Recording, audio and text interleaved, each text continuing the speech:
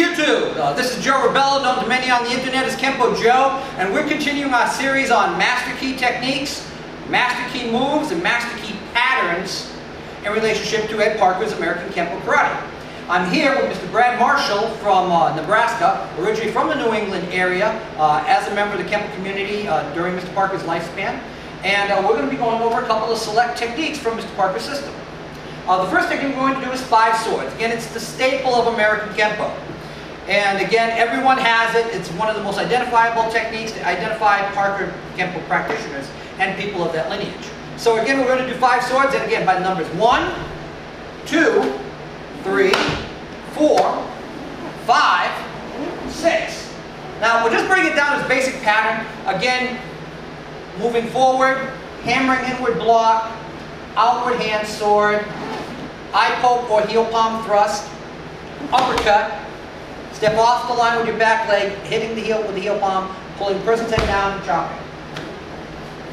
Get that Elvis hand sword in there. Now, when we go over this technique, Brad, let's go over the attack. Yes.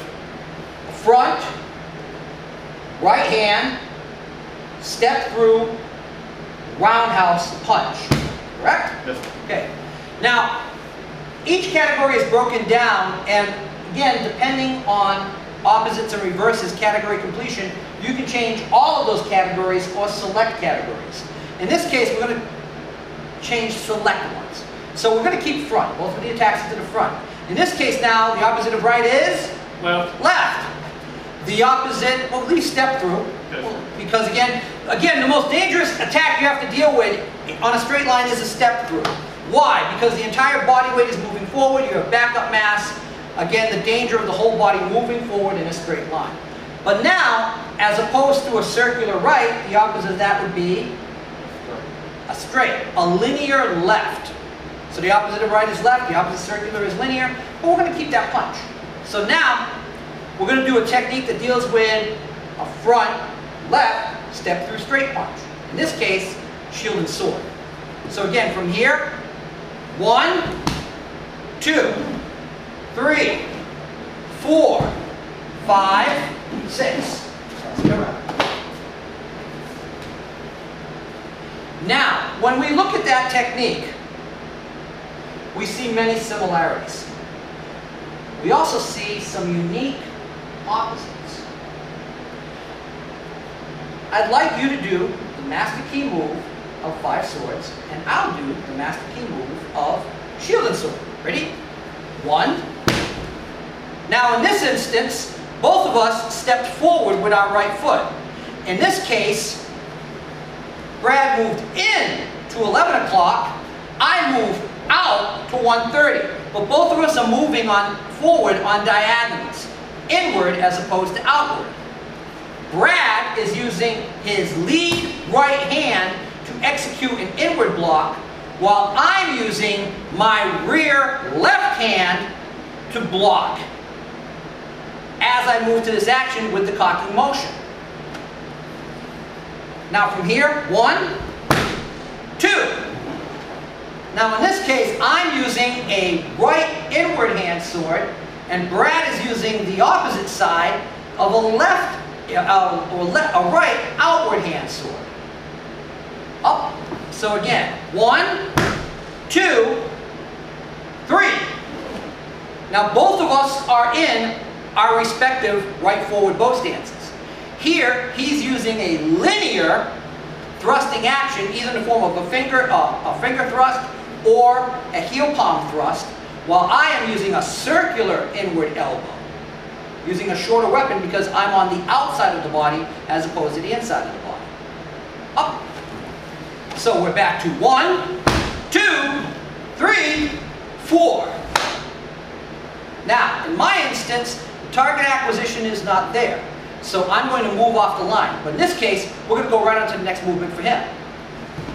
Now in this case, he walks up the circle by moving his rear leg. In my case, from this position, I utilize a twist stance as I utilize my extended outward block. Notice, once again, freeze. In this case, he's using a horizontal outward heel palm strike. Here, I'm using a vertical, extended outward block. Both of our actions are moving outward. His hand is moving in a horizontal plane. My arm is moving in a vertical plane. His hand is moving in an offensive strike. My hand is moving in a defensive block. Again, category completion. What is the opposite of the other? Now right from here, from this position, we both unwind. He utilizes a pulling down action. You can utilize an upright action to pull the opponent over and drop the chop. In my instance, I'm going to utilize an inward hammer fist, palm up, inward horizontal hammer fist. Now, the only thing we do from there when we compound this action is allow the rotational torque from that previous motion to allow ourselves to utilize a kick to the rear kidney, which is not necessarily available in 5 swords. And there you are. Now, again, when we looked at categories, horizontal versus vertical, strike versus block, and we look at the basic patterns and we look at the similarities and differences. Now, here's the fun part. Yep, and I'm going to hit you, and you're going to hit me, and we're going to hit each other, and life's going to be great. Okay, let's take an idea and have some fun with it. We'll start off with 5 swords. 1, 2, 3, 4. Now, guess what? We've got a living, breathing human being. We pop him with that uppercut. You know, for some reason, he just doesn't like that. Suddenly, he shoots in a straight left. Now, we're into shield and mace. Sorry, shield and sword, I should say. So again, our base pattern, we started doing 5 swords. We block, we chop, we heel palm, we uppercut. Here comes that straight left. Whoa! And now, I use my extended outward block, rotate into my hammer fist, we're out. So again, 1, 2, 3, 4, 5, 6, 7.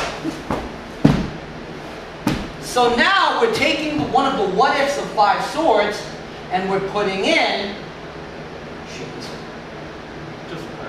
just a graft. But now, here's the $64,000 question. Mr. Parker states that there are 2 major types of grafting, linear and circular. Which one is this? It's a combination of both. How so? Because we use linear moves and circular moves for both bases of height. How do we utilize our footwork? And here's an important ingredient. How do we utilize our footwork? Hey, stepping up a circle, we're moving on a circular path. Right. Circular grafting, Mr. Parker will refer to first of all relationship to footwork.